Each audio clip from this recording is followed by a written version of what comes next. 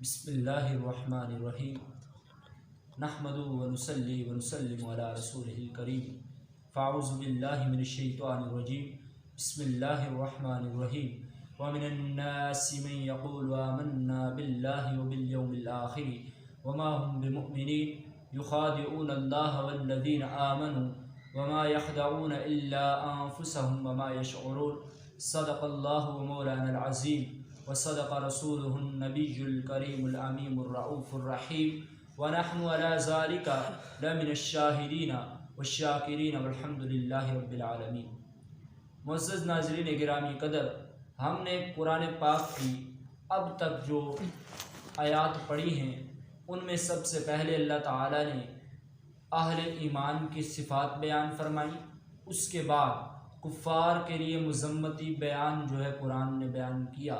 اور واضح کیا کہ یہ لوگ ایمان لانے کی وجہ یہی ہے کہ ان کے دلوں پر اللہ تعالیٰ نے مہر لگا دی، ان کے کانوں پر اور آنکھوں پر جو ہے پردہ ہے، اسی وجہ سے یہ لوگ ایمان نہیں لاتے۔ اس کے بعد ایک اور طبقہ ہے، ایک ہے مسلمان، ایک ہے کافر اور ایک ہوتا ہے منافق۔ تو اب جو منافق طبقہ ہے اس کا قرآن حکیم میں ذکر ہے، فرمایا وَمِنَ النَّاسِ مَن يَقُولُ آمَنَّا بِاللَّهِ وَبِالْيَوْمِ الْآخِرِ۔ کچھ لوگ ہیں جو کہتے ہیں ہم ایمان لائے اللہ پر اور آخرت کے دن پر، وما ہم بمؤمنین، اور حالانکہ وہ ایمان لانے والے نہیں ہوتے۔ فرمایا یخادعون اللہ والذین آمنوا، دھوکہ دینا چاہتے ہیں اللہ کو اور ایمان والوں کو، وما یخدعون الا انفسہم، اور دھوکہ نہیں دیتے مگر اپنی جانوں کو، وما یشعرون، اور انہیں شعور نہیں۔ تو رب کریم کا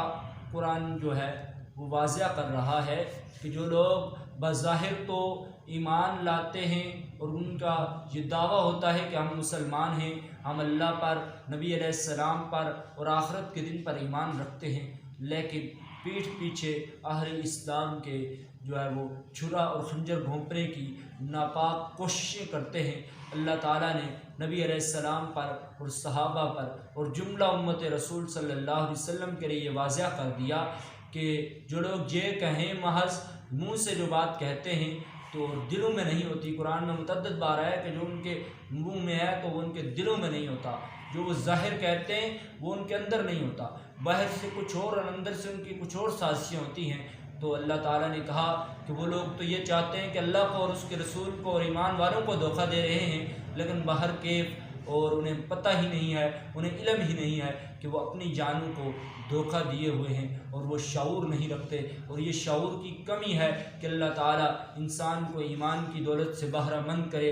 اور پھر انسان ایمان اور اللہ تعالیٰ کے خلاف ہی اٹھ کھڑا ہو۔ اسی لیے قرآن پاک میں ہے نا، ربنا لا تزغ قلوبنا بعد اذ ہدیتنا وہب لنا من لدنک رحمۃ انک انت الوہاب۔ تو یہ دعا اکثر مانگا کریں، اے ہمارے رب ہمارے دلوں کو ٹیڑھا نہ کر بعد اس کے کہ تو نے ہمیں ہدایت دی اور ہم پر اپنی جناب سے ہمیں عطا فرما اور رحمت فرما۔ تو اس طرح یہ دعا مانگا کریں کہ اللہ تعالیٰ ہمیں ایمان پر استقامت عطا فرمائے اور ایمان والوں کے ساتھ جو کھڑا رہنے کی توفیق عطا فرمائے۔ اور منافق جو ہے اس کی سزا دشمن اسلام سے بھی بدتر ہے کہ بھائی ایک تو وہ ہے کہ جسے اسلام کا پتہ ہی نہیں ہے، تو نے اسلام پڑھا، اللہ تعالیٰ فرماتا ہے کہ ان پر حق واضح ہو چکا، ان کے پاس ہماری نشانیاں آ چکی، رسول آ چکے، اور انہوں نے اس پر ایمان بھی لایا پھر انکار کیا۔ تو یہ وہ تو جو ہے اللہ تعالیٰ نے فرمایا نا ثم ازدادوا کفرا، پھر وہ بڑھتے چلے گئے کفر میں، فلن یتقبل منہم، پس ان سے توبہ ہرگز قبول نہ کی جائے گی،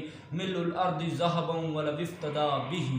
اگرچہ اس کی مثل یا اس کے بدلے میں وہ سونے اور چاندی کی جو ہے نا زمین کے برابر ڈھیری کیوں نہ لے آئیں، تو ان کی معافی نہیں ہے۔ تو اللہ تعالیٰ ہمیں منافقت سے بچائے اور اسلام کی حقیقی معنوں میں خدمت کرنے اور رسول اللہ صلی اللہ علیہ وسلم کے دین مبین پر واضح طور پر عمل کرنے کی توفیق حسن عطا فرمائے۔ وآخر دعوانا ان الحمد للہ رب العالمین۔